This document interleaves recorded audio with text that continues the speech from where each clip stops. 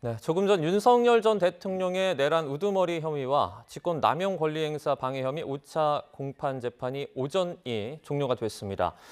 오늘 오전에 열린 전국 법관대표회의는 안건에 대한 논의를 마치지 않고 대선 이후에 회의를 속행하기로 했는데요. 관련 내용에 대해서 김광삼 변호사와 함께 이야기 나눠보겠습니다. 어서 오세요. 안녕하세요. 네, 일단 저희가 조금 전에 취재 기자가 또 전해줬는데요. 법관 대표회의가 일단 결론을 내리지 못한 것 같아요.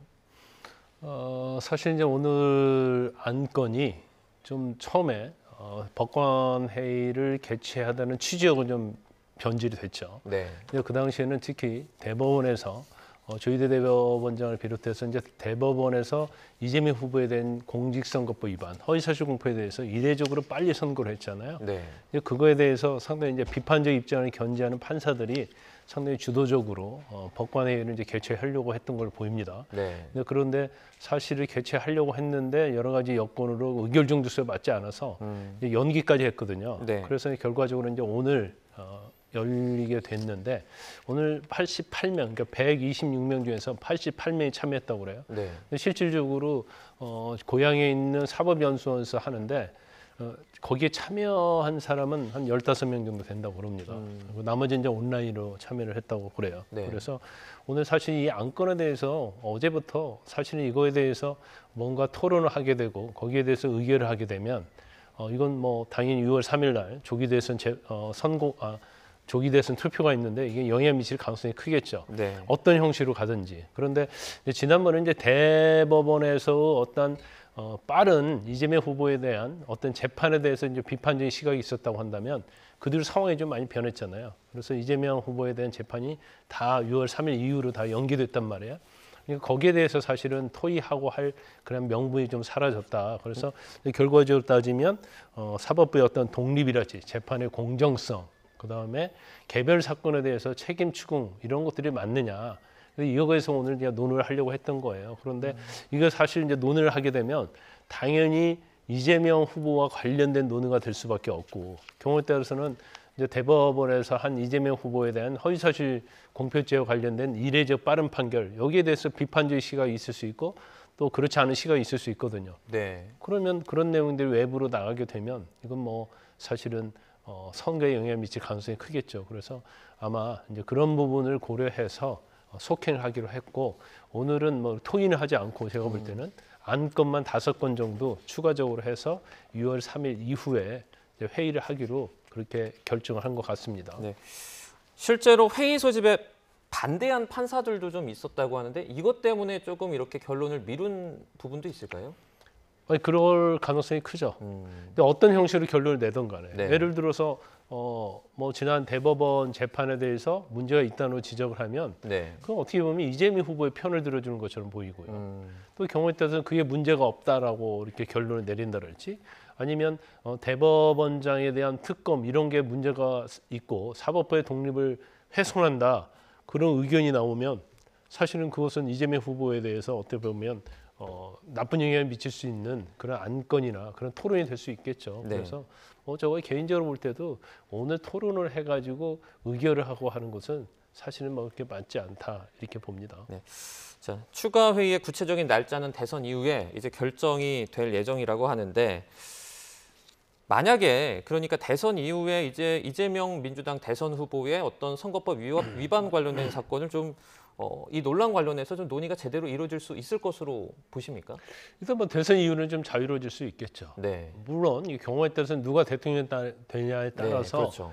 또 뭐 판사들도 의견이 또 많이 달라질 수는 있을 거예요. 그런데 일단 이제 대선은 끝난 시점이기 때문에 이제 사법부의 진정한 독립이랄지 공정한 재판이랄지 그다음에 사법부에 영향을 미치려고 하는 제도적 법률적 시도 이런 것들에 대해서는 과감하게 뭐 비판할 수 있고 토의할 수 있다 저는 그렇게 봅니다. 네. 자, 윤석열 전 대통령 재판 관련된 내용도 저희가 살펴보겠습니다.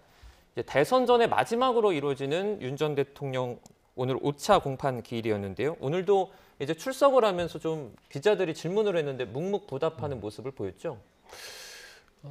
이제 원래 그 탄핵 심판 법정이랄지 뭐 그런 데서는 굉장히 자기 주장을 많이 했잖아요. 네. 더군다나 구속 취소를 석방된 다음에도 여러 가지 얘기를 했었는데 의외로 지금 재판이 5번째인데 본인이 어떤 생각을 이렇게 질문에 전혀 답변을 안 하고 있습니다. 아마 자신이 어떤 말을 했을 때 거기서 일어나는 그런 파장, 또 이번 대선과 관련해서 미칠 영향 이런 것들을 많이 고심을 한 것 같아요. 네. 그래서 뭐 답변을 하지 않고 있는 걸로 보입니다.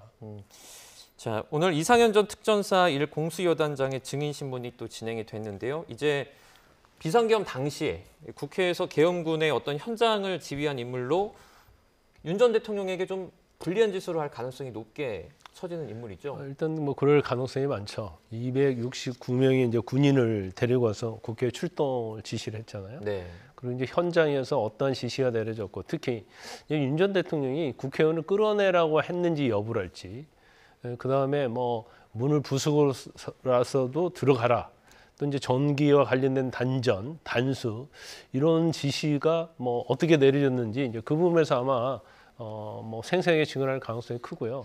지금 곽정근 특수전 전 사령관은 지금 윤 전 대통령이 굉장히 불리한 짓을 많이 했잖아요. 네. 그래서 끌어내라고 한다랄지 그게 뭐 요원이냐 의원이냐 그런 논란이 있었지만 이제 전체적으로 보면 윤 전 대통령이 아주 결정적으로 불리한 진술을 한 사람이 바로 특수전 곽정근 특수전 사령부 곽정근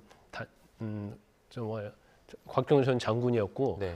이상현 전 특정사 1공수여단장은 그 밑에서 실제적으로 현장에서 지시하고 지휘했던 사람이거든요. 그래서 그걸 이제 과감하게 뭐 아마 진술을 다 할 가능성이 크다고 봐요. 그러면 네네. 뭐 윤 전 대통령 입장에서는 직접적으로 저 이상현 공수 여단장하고는 관련성이 없잖아요. 그러니까 사실 반박하기도 굉장히 어려울 겁니다.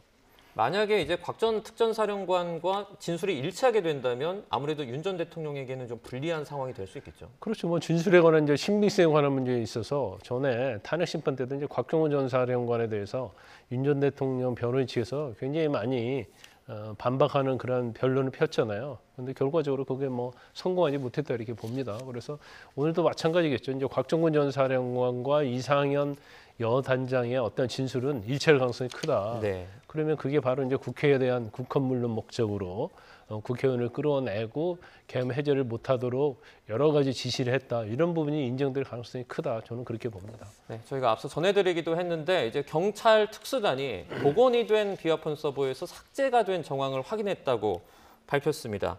그러니까 윤 전 대통령, 홍장원 전 국정원 1차장 그리고 김봉식 전 서울경찰청장 관련한 기록이 원격으로 삭제가 됐다고 하는데 네. 이게 어떻게 보면 증거인멸 혐의로 구분될 수 있는 부분 아닙니까? 그렇죠. 왜 기록이 삭제되었을까? 이거 자체는 이제 비상계엄과 관련해서 자신에게 좀 불리한 내용이 있는 것 자체를 삭제했다 이렇게 볼 수밖에 없어요. 네. 그러면 이제 거슬러 올라가면 뭐 김용현 또 윤 전 대통령까지 또 갈 수 있는 그런 상황이다 이렇게 봅니다. 그래서 네.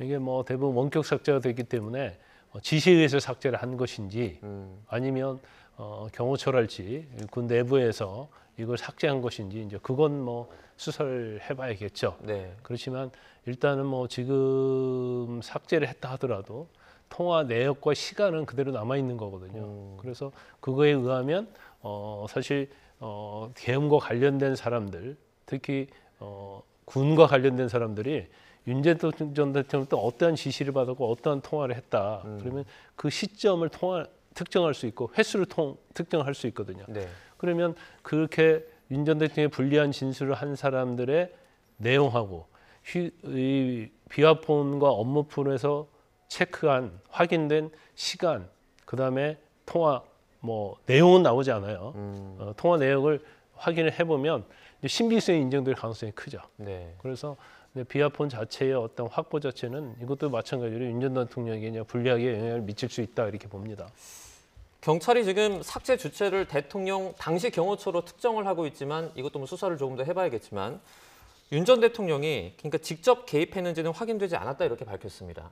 그래서 만약에 그러니까 뭐 A가 B에게 삭제를 요청해서 B가 삭제를 했다면 사실 A와 B 모두 증거인멸로 혐의가 적용될 수 있는 부분이잖아요. 그렇죠. 공범관계 되는 거예요. 네. 그 자기 자신에 관한 증거인멸을 하면 죄는 되지 않는데 그건 이제 제3자에 시키면 증거인멸 교사가 되는 거고. 네. 뭐 경우에 따라서는 뭐 윤 전 대통령이랄지 그다음에 위에 있는 지휘부에서 삭제하라고 하지 않을 수도 있죠. 그러면 경호처 내에서 더군다나 김성훈 전 경호차장은 네. 뭐 윤 전 대통령이 굉장히 충성하는 사람으로 알려져 있잖아요. 네.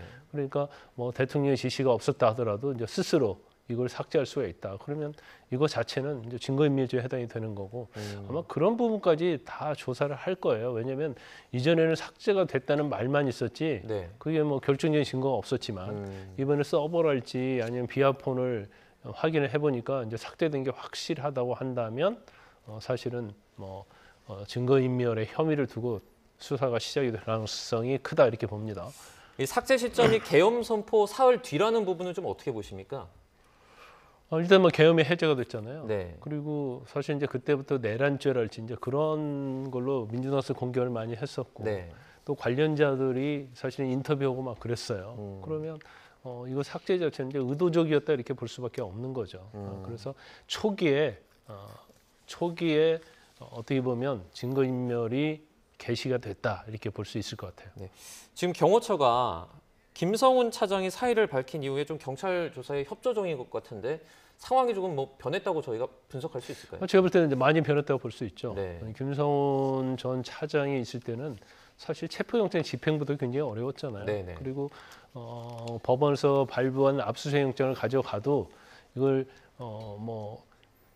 그 경호법이랄지 또 형법에 의해서 관리자들이 형사소송법에 의해서 관리자들이 또 허락을 안 해줬단 말이에요. 그런데 이제 경호처 차장이 사실은 그만두면서 강성 어떤 경호처에 있는 직원들은 뭐 다 제가 볼 때는 경호처에서 나온 걸로 보이고 그러면 뭐 그 내부에서는 이제는 뭐 약간 정상적으로 돌아갔기 때문에 경호처에서 이제 협조를 하고 있다 이렇게 볼 수 있을 것 같습니다. 네. 지금 대통령뿐만 아니라 뭐 국정원이라든지 아니면 경찰 수뇌부의 기록도 삭제된 게 좀 확인이 된 상황인데 이러면 수사의 중대성이 조금 더 커졌다 이렇게 볼 수 있나요? 이제 삭제의 범위가 어떤지 모르겠어요. 그리고 이제 삭제된 이유 자체는 사실은 그게 상당히 어떤 범죄 성립에 있어서 중요하기 때문에 삭제가 됐을 거 아니에요. 네네. 그리고 그 삭제로 인해서 이득을 보는 사람이 있을 것이고요. 근데 저게 이제 삭제됐다 하더라도요. 이제 관련된 사람들이 진술이 상당히 있을 수 있어요. 그러면 일단 삭제 자체가 불리하게 어떻게 보면 작용할 수 있다는 것이고 이제 삭제 내용이 무엇냐? 삭제 내용이 무엇냐 이제 관련자들 다 얘기할 수 있죠. 물론 1대1로 이루어진 경우에 있어서도 양 당사자가 이걸 묵비하면 사실은 이 부분은 이제 밝혀내기는 어렵겠죠. 그런데 뭐 계엄의 내란이랄지 아니면 뭐 여러 가지로 서로의 주고받았던 어떤 지시랄지 이런 것들은 뭐 제가 볼 때는 관련자들이 이미 검찰에서 상당히 많이 진술을 했기 때문에 뭐 아마 내용을 복구가 안 된다 하더라도 뭐 처벌하는 데는 문제가 없을 것이다 이렇게 봅니다. 네. 경찰 비상계엄 특수단이 그 한덕수 전 총리와 지금 이상민 전 장관을 소환 조사하고 있다라는 소식도 저희가 앞서 전해드렸는데요. 경호처로부터 이제 CCTV를 받아서 확인을 했는데 국무회의 관련해서 이 두 사람이 했던 진술과 이 CCTV의 내용이 좀 다른 부분을 확인했다고 합니다. 이런 경우에는 뭐 어떻게 봅니까? CCTV 물증이 조금 더 신빙성이 높다라고 저희가 봐야 될까요? 아니 CCTV가 절대적이죠. CCTV는 거짓말하지 않잖아요. 그걸 어떻게 조작하지 않는 이상. 근데 조작될 이유가 없는 거고 그리고 저게 보면 대통령 옆에 이제 대접견실이 있다는 거 아니에요. 네네. 집무실이 있고 그래서 이제 거기에서 이루어진 내용인데 거기에 있는 CCTV를 압수한 거예요.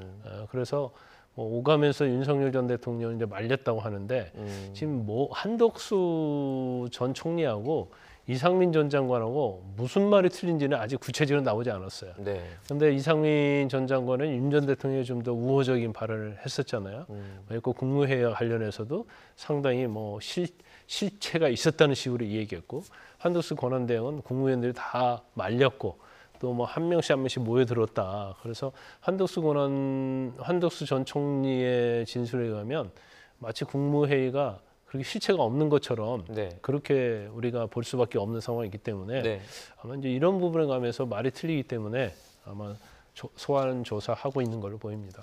안가의 CCTV도 지금 조율 중이라는 소식이 있는데 만약에 이 CCTV도 제출이 되면 수사에 좀 영향을 미칠까요? 그렇죠. 지금 저 CCTV도 마찬가지고 이제 비아폰도 마찬가지예요. 네. 또 안가도 마찬가지인데 이제까지 검찰이랄지 이제 경찰이 수사하는 것은 대부분이 관련자들의 진술에만 의존을 했었어요. 그러니까 검찰 공소장에 내란죄와 관련된 공소장에도 보면 뭐 그 내란 뭐 지휘자, 중요 임무 종사자에 대해서도 어느 공소장은 뭐 3회 통화했다. 똑같은 내용을 가지고 또 4회 통화했다. 그랬는데 이제 비화폰이 확보가 됐잖아요. 그러니까 3회였는지 4회였는지 아니면 시각 이런 것을 특정할 수 있겠죠. 또 CCTV도 마찬가지죠. 안가에서도 어떻게 모여들고 어떻게 했을까 이런 것들도 입증할 수 있는 거고 무엇보다도 뭐 안가가 됐건 뭐 집무실에 모였던 사람이 됐건 그 사람들 중에서 진술했던 내용 중에서 CCTV가 일치하면 CCTV와 반대되는 얘기를 했던 사람의 진술은 신빙성이 없는 거죠. 네. 그래서 뭐 CCTV 자체는 굉장히 중요한 증거다. 가장 과학적인 증거다고 볼 수 있고요. 이제 안가 CCTV도 아마 제공이 될 겁니다. 지금은 여러 가지로 지금 경호처 자체가 수사에는 협조적이기 때문에 그걸 제공받으면 아마 그 검찰할지 이제 경찰에서도 상당히 수사하는 데 도움이 될 것이다 이렇게 봅니다. 네, 저희 짧게 하나만 더 여쭤볼게요. 그러면 한 전 총리와 이 전 장관의 어떤 진술이 만약에 이제 나중에 확인을 한 결과 CCTV가 맞고 진술이 잘못됐다는 게 밝혀지면 어떤 추가적인 어떤 처벌이나 이런 것도 가능합니까? 아니 지금 탄핵 심판정에서 진술한 내용이 있잖아요. 네네. 그럼 이제 그 유증이 될 수 있는 거죠. 어느 한쪽이. 그래서 그런 부분에 있어서 뭐 유증까지 입건해서 수사할지는 모르겠지만 네. 거짓말하는 게 드러나면 제가 볼 때는 뭐 유증죄로 입건해서 수사할 가능성이 높다 이렇게 봅니다. 네, 알겠습니다. 법률적인 쟁점들 자세하게 살펴봤습니다. 오늘 김광삼 변호사와 함께했습니다. 고맙습니다.